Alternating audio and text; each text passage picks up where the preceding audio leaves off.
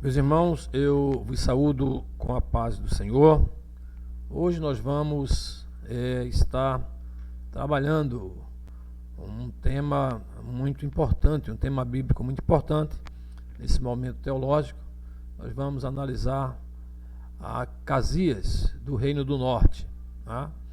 Um reino bastante importante e que, se nós observarmos com detalhes, com as minúcias de detalhes, nós vamos encontrar aí uma série de acontecimentos, de ocorrência que nos fará entender melhor a história do reino de Israel. Na verdade, uma das histórias mais trabalhadas, né, no Ocidente e também no seu lugar de estar. Então, hoje nós vamos falar sobre Acasias do Reino do Norte. Tá? Nós vamos apresentar aqui um mapa da dinastia de Onri. Nós vamos observar que essa sequência de reis, todas elas pertencem a essa dinastia, a dinastia de Onri. Tá? E aí vamos aproveitar para mencionar quem foi Acasias do Norte, né? Para diferenciá-lo do Acasias de Judá, porque são dois Acasias que a Bíblia faz menção.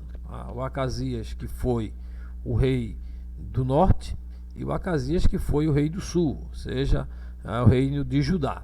Então esses dois têm aí uma passagem preponderante, algumas semelhanças, né, tanto no nome como também no tempo de reinado. Os dois passaram um tempo muito pequeno, mas nós vamos aqui abordar esses detalhes.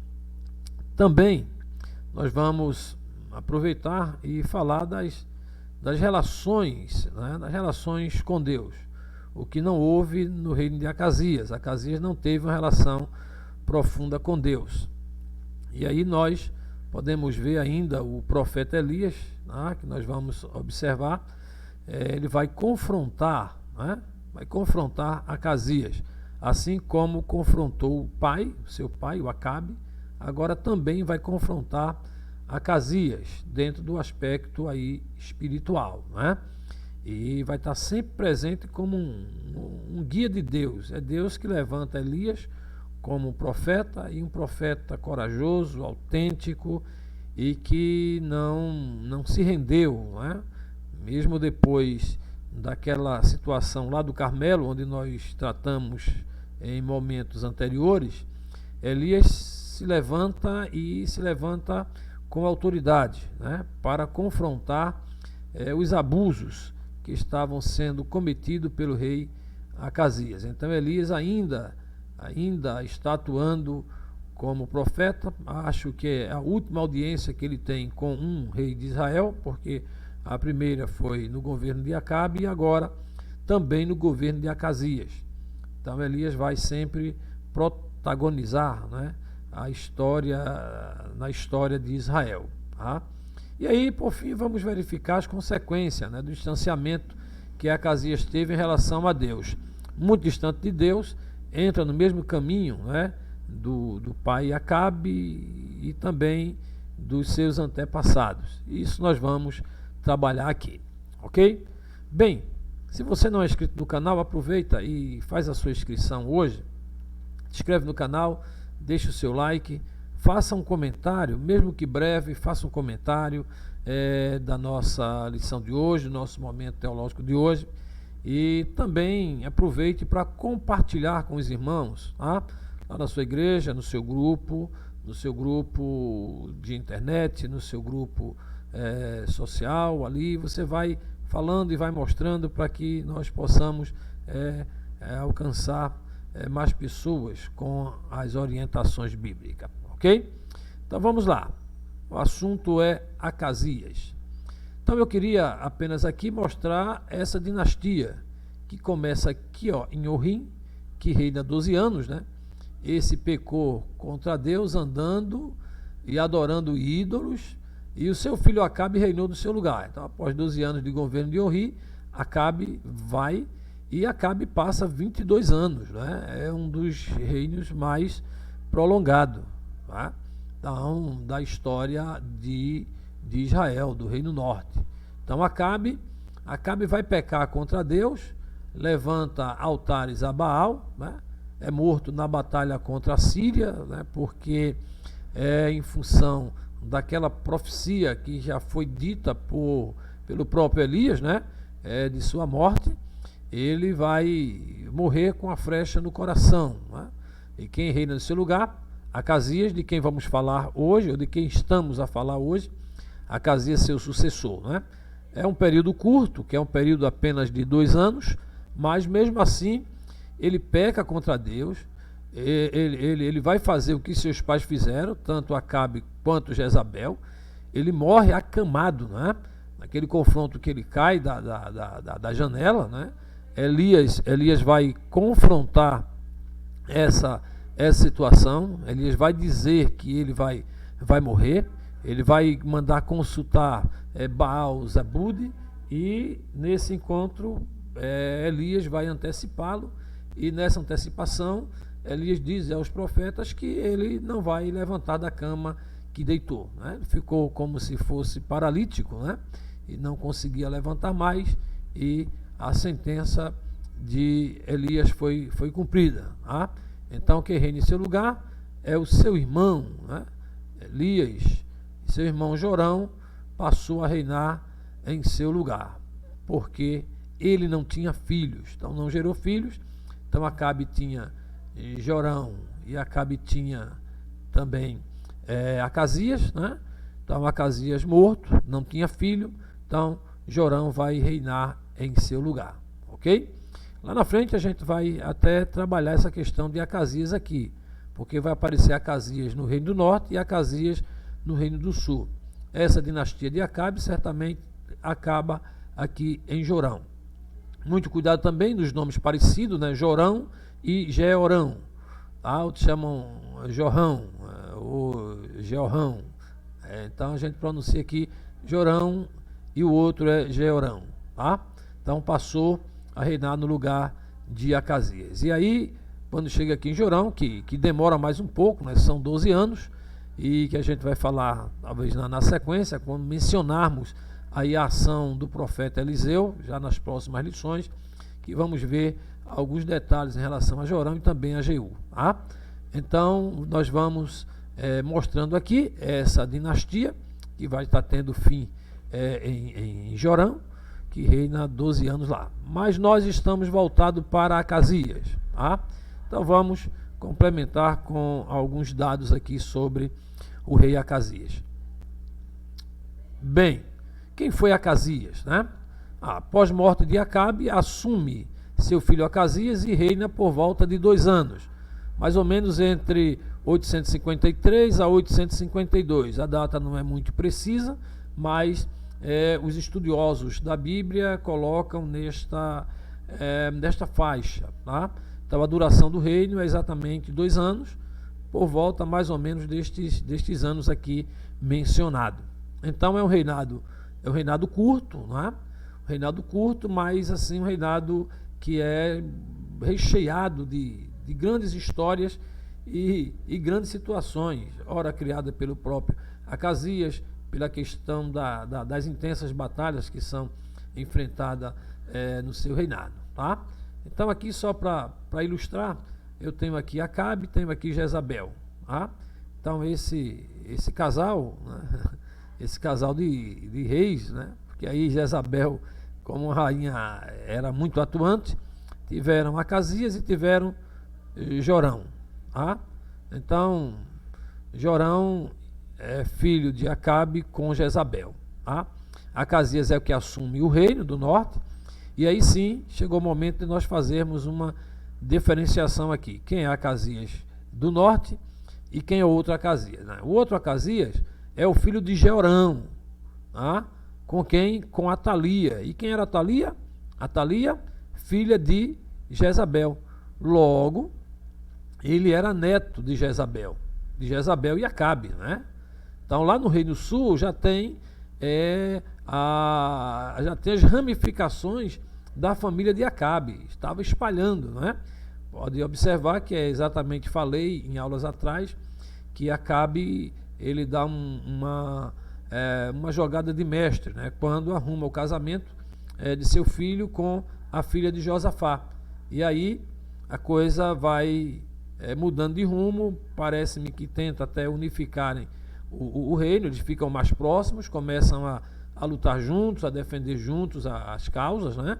Mas aqui nasce Acasias, e Acasias vem como a filha de Atalia, que é filha de Acabe e Jezabel, né? Logo, neto de Acabe por parte de mãe, tá? Por parte de mãe.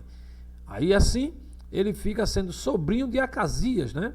Acasias, o sobrinho de Acasias, que governou o Reino Norte, né? Também neto de Josafá por parte de pai, né? Que era conhecido também como Azarias, tá? Então o Acasias do Reino Sul era chamado também de Azarias. Esse reinou, né, por um tempo também muito curto, aproximadamente um ano, tá? Por volta do ano 960 a.C. Então observe aí que essa dinastia era uma dinastia muito próspera, né? Porque quando Acabe é sucedido por Acasias, e aí eu já falo aqui do seu filho, né, que reinou por aproximadamente os 2 anos, que aqui foi falado, não somente Acasias foi mal sucedido em suas investidas, né, como fora o seu pai Acabe, para que tentasse fazer a população de Moabe, ou os moabitas, parecerem serem da dinastia do próprio Onri, né, o pai de Acabe. Isso está em 2 Reis 3:5, como também nas suas expedições navais, né? Aí sim, ele já fazia juntamente com Josafá, ali no Golfo de Acaba, né? Ele quando vai fazendo essas expedições, ele fracassa, né, conforme 2 Crônicas 20:35, mas quando Acasias propôs outra aventura a Josafá, Josafá logo recuou, disse: olha, não vou fazer essa aliança, porque ele foi advertido pelo profeta Eliezer. Por isso que ele recusa esta nova aliança para defender o Reino do Norte. Se você tem dúvida, procure aí no primeiro livro dos Reis, no capítulo 22, dos versículos 47 a 49. Né? É bom lembrar também que nesta ocasião da luta, né, em que ele sofre algumas consequências, ele ignorou a existência do profeta Elias, né, e enviou alguns mensageiros para se consultarem com Baal-Zebub, né? Esse era o deus de Ecrom, tá? Então Elias vai interceptar esses mensageiros, né, que vai levar uma advertência de que Acasias precisava ouvir, tá? E a advertência era essa: ele não vai se recuperar, ele vai, da cama que ele subiu, ele não descerá, né? E isso causou uma indignação em Acasias, né? E Elias segura a advertência, né, dando-lhe aí o ultimato, né, porque ele prestava honra a outros deuses e ignorava o Deus de Israel. Era o distanciamento de que falei aqui no início da nossa conversa, né? Agora, Elias é chamado diretamente a ele, né? Diretamente a ele, e Elias dá ultimato de forma diretiva, porque não se fez menção mais alguma, né, a associação de Elias com outros reinos após morte de Acasias. Então logo é esse período em que Elias vai desaparecer de cena e Eliseu vai entrar em seu lugar, onde nós vamos trabalhar aí as próximas lições, tá? Então é importante que a gente possa observar esses dados, tá? Lembrando aqui, em resumo, né, quando olhamos para o reinado de Acasias, olhamos para um reinado marcado pela idolatria, né? Quando olhamos para Acasias na adoração de outros deuses, ele venera o deus Baal-Zebub, né, que é estabelecido em Ecrom, né? Acasias ainda vai seguir os passos de seus pais. ele vem lá descendente de Orim, Acabe, e poderia estender isso a mais distante, mas a gente observa nessa lição que o culto a Baal vai sendo eliminado de forma progressiva. Elias é um introdutor da eliminação do culto a Baal. Ele vai para o enfrentamento, primeiro enfrentamento lá no reino de Acabe, no reinado de Acabe, e depois ele passa também a enfrentar no reinado de Acasias, né? Elias, ele vai desafiar, né, a adoração a Baal de forma corajosa, porque o rei Acasias enviou alguns mensageiros para consultar o falso Deus, e pela mensagem de Elias, ele se revolta e manda alguns grupos de 50 soldados, né, um aparato militar muito intenso, para buscar Elias. E Elias sempre está orando e Deus respondendo com fogo e os soldados morrendo. Tanto é que o último a chegarem vieram de forma humilde, né, e que foi recebido por Elias, e daí a introdução de Elias, né, a audiência de Elias com o rei Acasias, né, pós esses problemas que houveram em relação aos grupos militares que iam em busca de Elias para que pudesse levá-lo preso e talvez sentenciá-lo à morte ali. Tá? Essa doença de Acasias, e a gente pode observar essas questões, é uma doença de julgamento de Deus contra Acasias. Podíamos nos posicionar assim. Não é? Deus mandou Elias dizer ao rei que jamais seria curado ou sairia daquela cama que fora colocado. Né? Se você quiser observar isso segundo Reis 1:4, é importante que se faça a observação. Então, por consequência da idolatria, ocorre com Acasias o que ele talvez não quisesse naquele tempo. Tá? Elias era um profeta determinado, né? determinado a fazer a vontade de Deus. E ele vai, exatamente naquele período, fazer essa confrontação com o rei Acasias. Tá? Elias era um profeta de qualidade, né? Nesse episódio, várias qualidades de Elias são percebidas aqui. Primeiro, a intimidade com Deus. Segundo, o zelo, né? O zelo que Elias tinha em promover a adoração ao Deus de Israel, contrariando a ideologia de Baal que estava presente naquele momento. Ele era muito claro, ele tinha muita clareza e assertividade em suas sentenças. Quando ele proferia uma sentença, ele tinha uma segurança intensa, não é?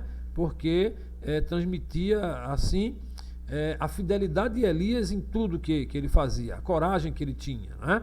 Então, esses aspectos a gente observa, né, que o mesmo Deus de Elias busca entre nós hoje pessoas que possam terem esta firmeza, esta voluntariedade e este relacionamento mais estreito com Deus, ok?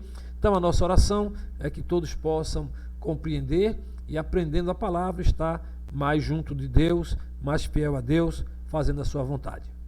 Ok, meus irmãos? Que Deus em Cristo vos abençoe e vos guarde, né? E lhes ajude sempre.